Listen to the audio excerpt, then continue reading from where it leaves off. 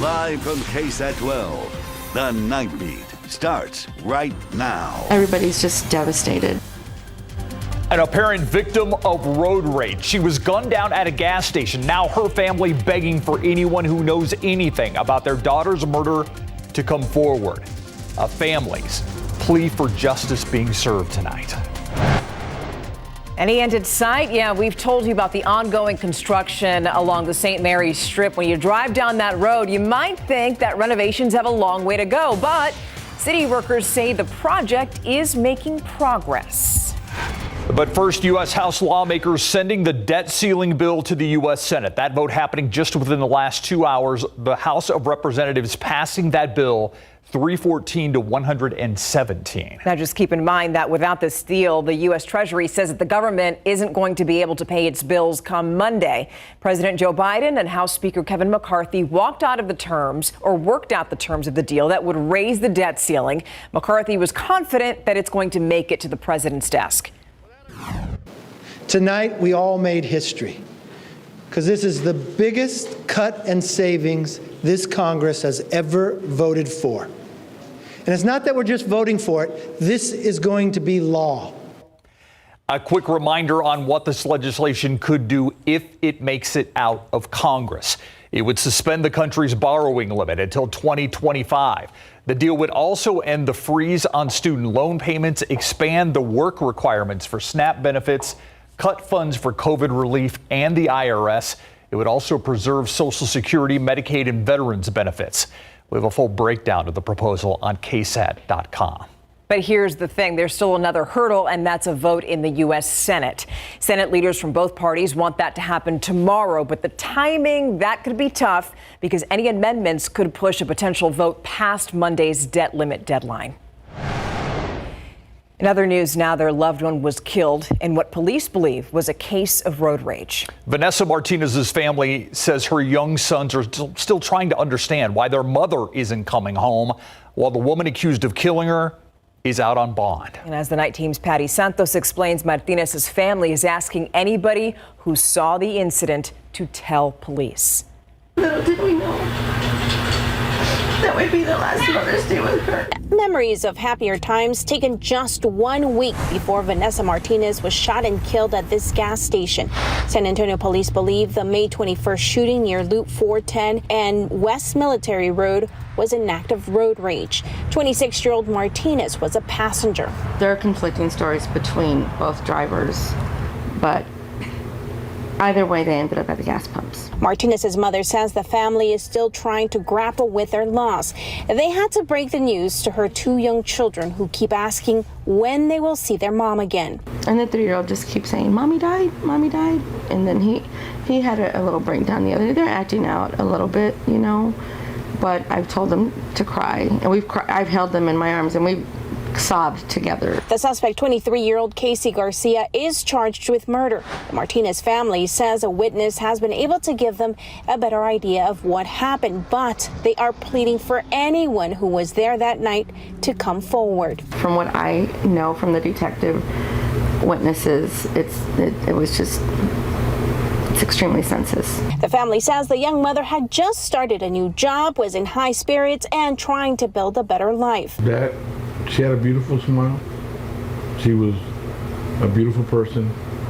She was, you know, getting closer to God.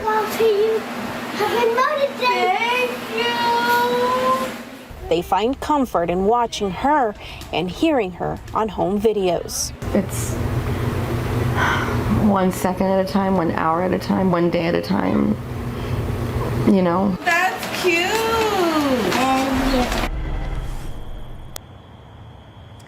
And again, that suspect is out on bond. I want to draw your attention here to this memorial that has been set up here at the site where this shooting happened. The hope is that the family says this will remind people of what happened, and maybe if someone who was here knows something else that can help police, they should call them.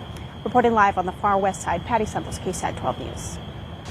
A family hurting tonight. Thank you, Patty. One pill kills. That's one of the messages behind a new billboard that you see behind us right now. It's on I-35 northbound in Selma. A group of mothers who lost their children to fentanyl put it up. The billboard is made up of 10 faces of people from Bexar County, Guadalupe County, and also one from Tennessee, all of them dying from fentanyl overdoses. Now, we spoke with one of the mothers in the group about what she hopes the new billboard is going to accomplish.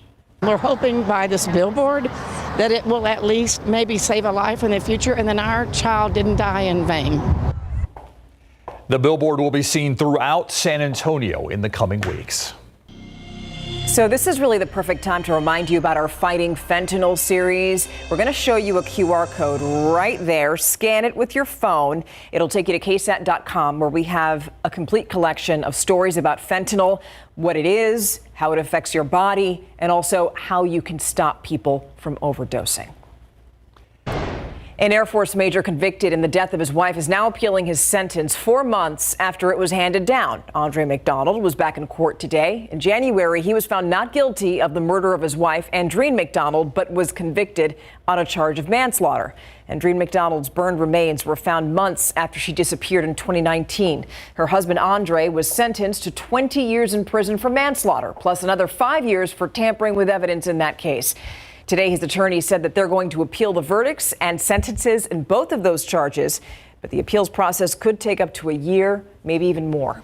The Hondo Police Department investigating $20,000 stolen from a parent-teacher organization, a PTO. The money cleared from the Meyer Elementary PTO bank account on Friday. And Hondo police say their investigation may discover it was actually more than 20 grand that's missing. Investigators say they know who is likely responsible, but since she has not been charged, we aren't naming her. Parent-teacher organizations usually standalone groups that raise money to improve students' educational experience. Texas now has an interim attorney general after Ken Paxton was impeached. John Scott is going to serve as the interim AG. Scott previously served in the attorney general's office and also as secretary of state. Governor Greg Abbott appointed him to the state's chief election office in October of 2021, and he served there until December of 2022. Now here at home, new Bexar County Judge Peter Sakai delivering his first state of the county address, and considering that he was a family court judge, it's not surprising that many of the goals that he outlined today are focused on family wellness. Among them, the plan to fortify mental health services for children, make sure there are enough hospital beds, and make sure everyone has access to care. One part of that plan is the reimagining of the San Antonio State Hospital.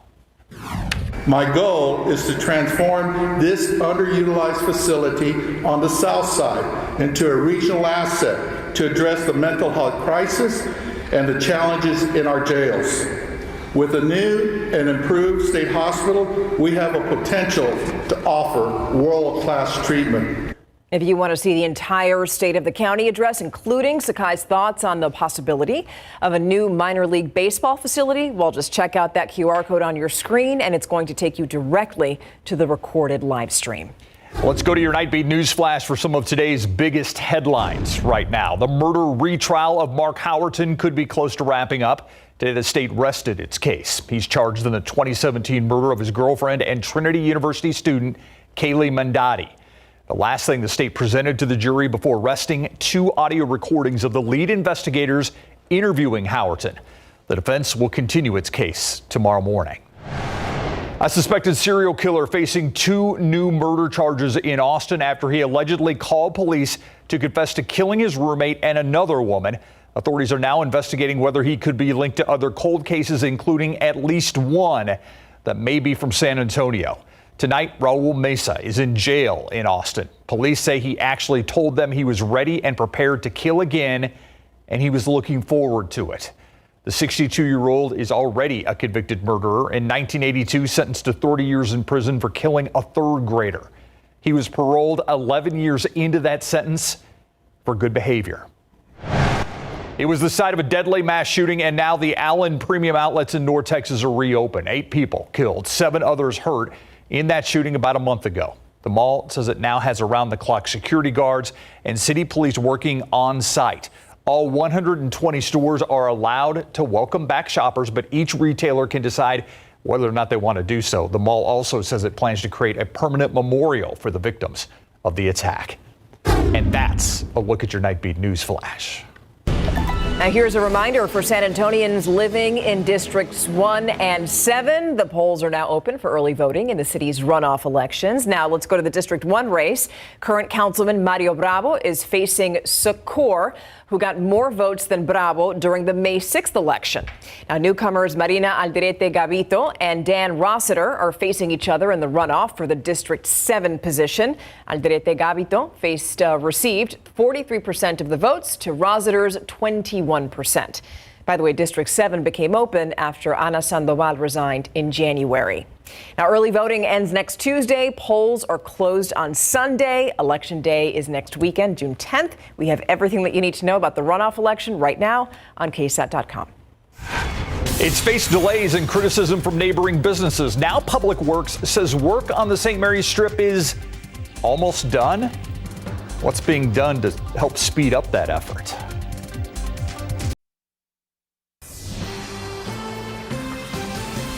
More than 2 years of construction along the St. Mary's Strip could wrap up in a matter of weeks. That's at least what Public Works is saying tonight. I'm skeptical. The night team's John Paul Barajas shows us the progress that Public Works says it has made and the potential costs. A trip down the St. Mary's Strip reveals construction is moving along, but it's not the smoothest drive. Public Works Director Razi Husseini says that'll soon change. It looks really good. After they finish the remaining part on north side and finish the intersection of Ashby, which they're working, installing the signal, they will do the final asphalt. For the owner of Paper Tiger, Chad Carey, it's too little too late. The items they could be at any point pleased in any way is ridiculous. We're going to see at least one business closure. Everyone else is barely hanging on. When asked, Carey didn't want to name the business he says will close. This video is from November. It shows St. Mary's in front of Slacker Sports Bar, several construction equipment, and no paved street. 6 months later, a lot has changed, but construction continues and has moved up the street. Near Vibras, where the entire intersection is covered in traffic barriers and there's little to no room to walk. On top of that, they still need to lay the final layer of asphalt for the entire strip project. They plan to do that Sunday, June 11th. This project started in March of 2021. It was supposed to be finished last October, but the city's contract was revised to June 17th of this year. Today, Public Works says it hopes to finish sometime this summer. The contract revision is due to adding lighting and landscaping to the project, as well as soil issues and weather delays, according to Public Works. The city has now added an additional contractor to expedite the $11.4 million project. It's possible at the end of the day it may cost a little more because of the prices now is more expensive than price was 2 years ago. So right now we don't know if it's gone or exceeded? Not quite yet because we haven't really finalized the project yet. Now, Husseini explains the city could charge the contractor Spa Glass in this case for liquid damages, but that won't be determined until this is all said and done.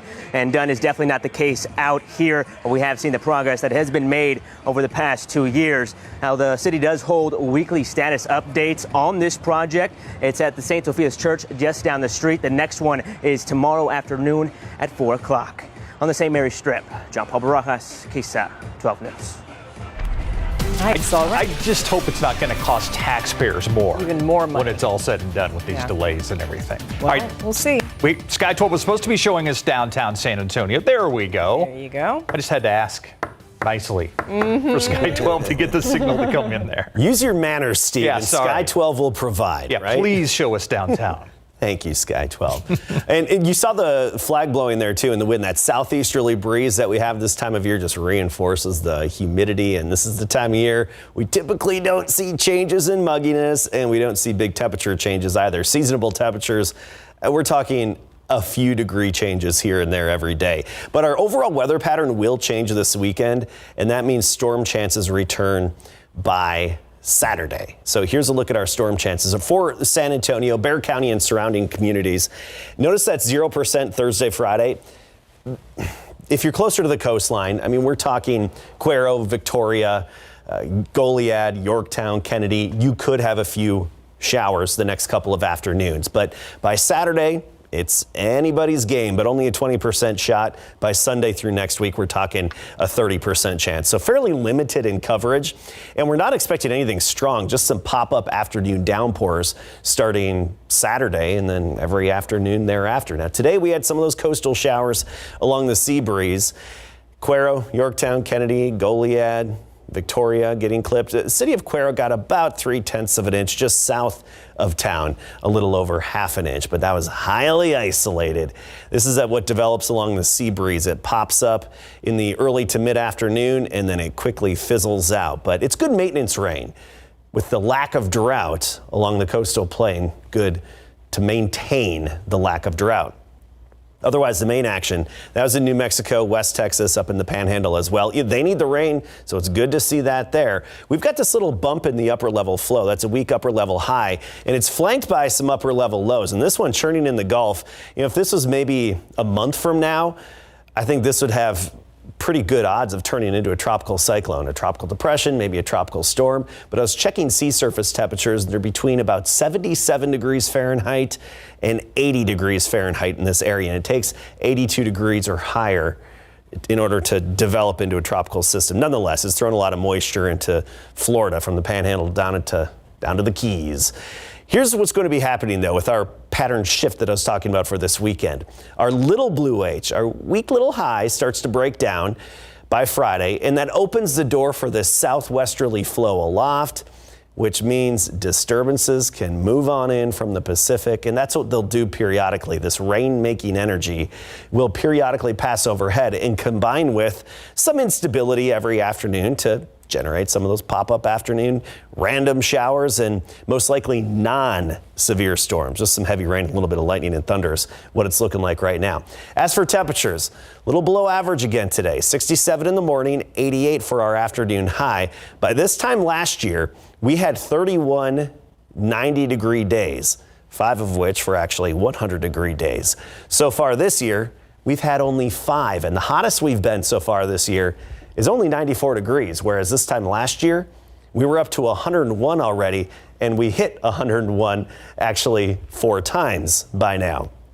You look at May as a whole, and we're about 0.2 of a degree below average, with the warmest, as I mentioned, being 94 degrees. 78 right now, dew point is 67, southeasterly breeze at 13. So we have that humidity and that mugginess because of that wind off the Gulf. It doesn't change much this time of year. We're really getting into that pattern and that time of year where our temperatures don't fluctuate a whole lot. They just start rising a little bit, and we don't get big breaks in humidity. 85 Del Rio, 78 Pleasanton and San Antonio. Tomorrow morning, we'll be at 69 degrees to start the day with the low clouds and then some sunshine. 89 the high temperature, more of the same the next couple of days.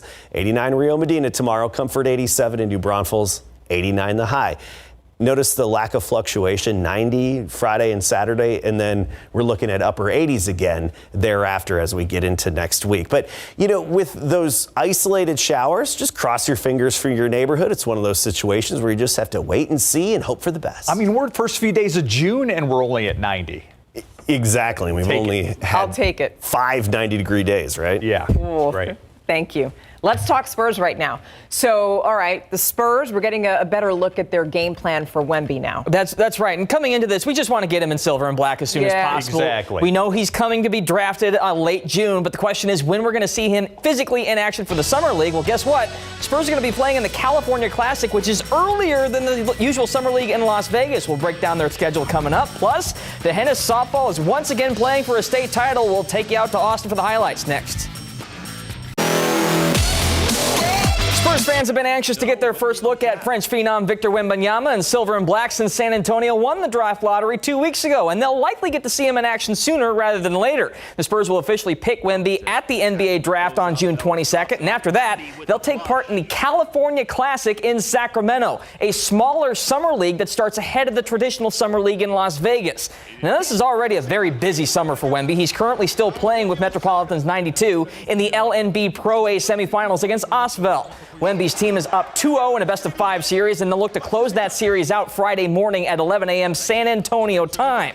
In the meantime, here's a look at the Spurs Summer League schedule in Sacramento. They'll play the Hornets on July 3rd at 7 p.m. That's a matchup that could feature the top 2 draft picks from this year's draft facing off against each other. Then San Antonio would next face the Lakers at 7 p.m. on July 5th. The Vegas Summer League begins on July 7th. The Johnson baseball team enters the UIL Class 6A regional final looking for their first state tournament appearance since 2016. And there's no question this year's Jags have been battle tested. Johnson trailed in both of their last 2 series against Lake Travis and Far San Juan Alamo, but rallied to win the final 2 games of each series to advance to the 5th round. Even before that point, though, they fought tooth and nail for the District 28 6A title. Johnson went 15-1 in the district that included last year's state runner-up, Reagan. There's no question that experience helped them on this current playoff run. There's amazing players in this district, amazing pitching, hitting throughout the board. And the atmosphere alone, Reagan, Churchill, all those big games, it's prepared us enough to go this far and keep on going, so I think we can handle it. Our pitching's been fantastic so far, these last 4 rounds, so I say we just keep up with that, but just get on them early with the bats. Sounds like a good plan. Game 1 of the best-of-3 series is tomorrow night at Westlake High School. First pitch is scheduled for 7 p.m. D'Hanis softball took the field at Red and Charlene McCombs Field in Austin for their 4th consecutive UIL Class 1A state title game, looking for their 3rd title in the last 5 years. And they went head-to-head against Hermleigh, marking a rematch of last year's championship. But the Lady Cardinals flipped the script on the Cowgirls, scoring 3 runs in the top of the first. They racked up 7 hits in a dominant 9-0 victory. D'Hanis committed 4 errors in the game. The loss does sting, but the Cowgirls are still coming home with silver as state runners-up. I'm just so glad we got here. That was the main goal, just to get to state. You know, it's even better to win it, but it wasn't our day, and God had different plans for us, and that's what we did today. But we still played a phenomenal game. Our bats weren't as hot as we wish or not going as planned. We fell behind early, and then we struggled to get back into the game. We just couldn't come up with the time to hit. We've been able to do that all year, but today it just didn't happen. I will say this, I told them right now, how many kids wish they were in their position? For these seniors especially, they finished the last day of the season in volleyball, and they finished the last day of the season in softball. That says a lot for them, a lot for their parents, a lot for these other kids that bought into them. I'm very proud of them. Incredible run for D'Hanis. They finished their season with a 14-7 overall record. A reminder, undefeated Canyon softball will take the field in Austin on Friday afternoon for their UIL Class 5A state semifinal against Colleyville Heritage. First pitch in that matchup is scheduled for 1 p.m. San Antonio native Leanne Good wrapped up her first year with the Longhorns over the weekend, and she definitely turned some heads. The O'Connor grad became the first D1 softball freshman All-American in UT softball history this afternoon. Good finished her freshman campaign with 66 hits, 52 runs, 41 RBI, and 8 homers. She also posted a .986 fielding percentage. Talk about a great start. UTSA football updated their schedule with kickoff times, and they're getting some national TV exposure. Next.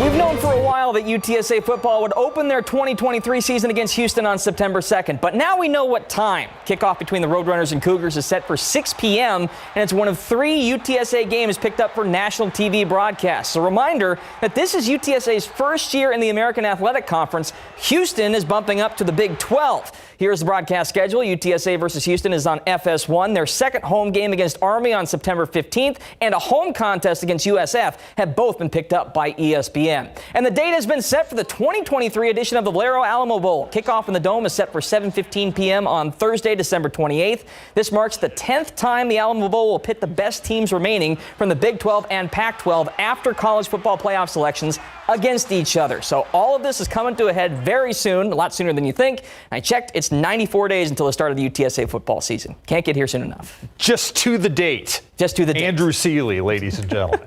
Thank you. We'll be right back after this. All right, let's put you on alert when it comes to this. Texas is going to be represented in this year's Scripps National Spelling Bee Finals. 12-year-old Tarini Nandakumar from Austin is the last Texan standing in just a field of 11 spellers. Let's wish her luck. Yeah, the students made it through 8 rounds in the semifinals earlier today. The finals will be held tomorrow. And whoever takes over is going to, just good luck to all of the contestants.